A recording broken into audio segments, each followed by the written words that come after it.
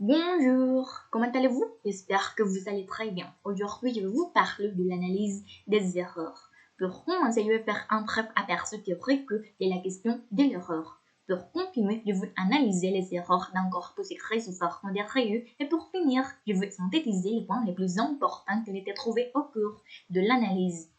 En premier lieu, quelle est la définition de l'erreur? Une erreur est un énoncé oral ou écrit inadmissible constituant une violation du code grammatical ou sémantique de la langue. On distingue deux types d'erreurs, erreurs de performance et erreurs de compétence.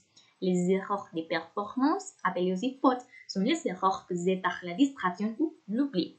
C'est-à-dire que l'étudiant connaît la règle et est donc capable de les corriger. Au contraire, les erreurs de compétences sont les erreurs que l'étudiant ne peut pas corriger par lui-même en raison de la méconnaissance. Il y a deux sortes d'erreurs. L'erreur d'interférence ou interlinguale qui correspond à un transfert négatif de la langue maternelle vers la langue cible et l'erreur intralinguale qui est conçue à l'intérieur même de la langue cible, à l'intérieur de la grammaire étrangère intériorisée.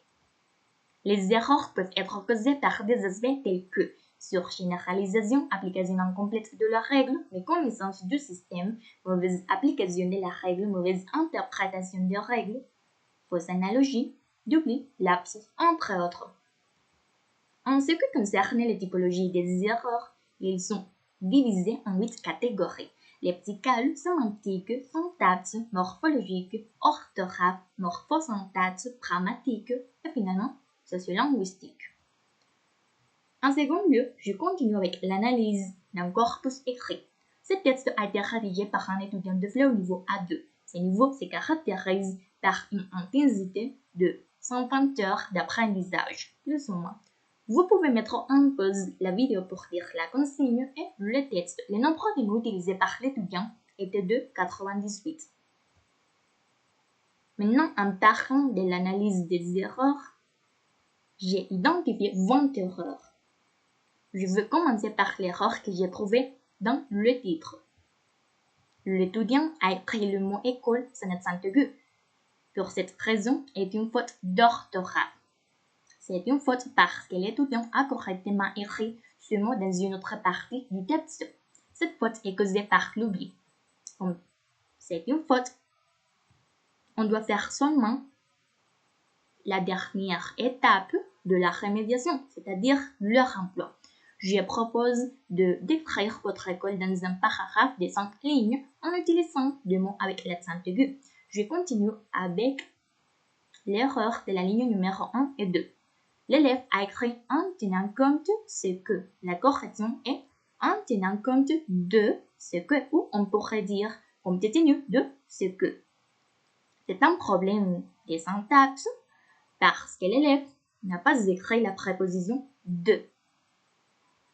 C'est une faute parce qu'il a fait une fois. Comme c'est une faute, on fait le remploi.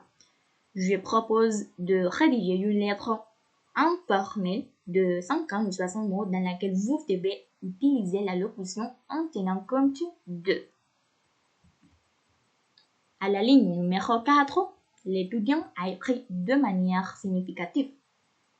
La correction est de manière significative. C'est un problème de morphosyntaxe parce que l'étudiant n'a pas fait l'accord. C'est une faute parce que l'élève a correctement écrit cet adjectif dans une autre partie du texte. Cette faute est causée par l'oubli ou par la mauvaise application de la règle. Comme c'est une faute, on fait le remploi.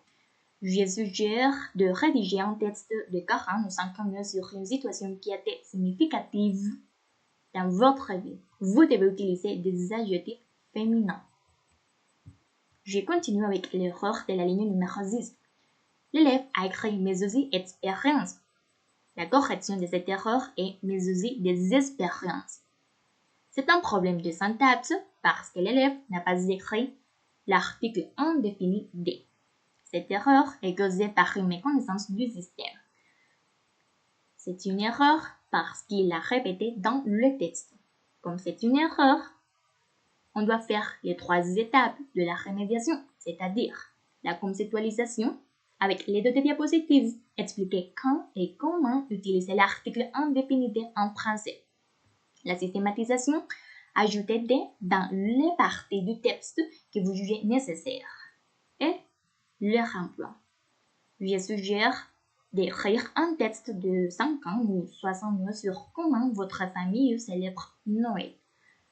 Vous devez utiliser l'article indéfinité au pluriel. Et en troisième lieu, je vais faire la synthèse de ce que je viens d'analyser.